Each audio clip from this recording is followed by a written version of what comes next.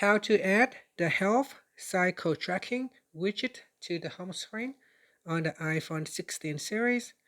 First, let's go back to the home screen by swiping up at the bottom of the screen.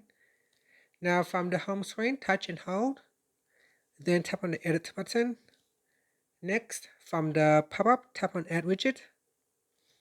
Now in here, in the widget list, we scroll down and then tap on health. After that, we swipe across until you see it says cycle tracking. And then we go down and tap on add widget. And that's it. We have now add the cycle tracking widget to the home screen. Now tap on the done button at the top right hand corner to save the changes. And that's it. Thank you for watching this video. Please like and subscribe to my channel for more videos.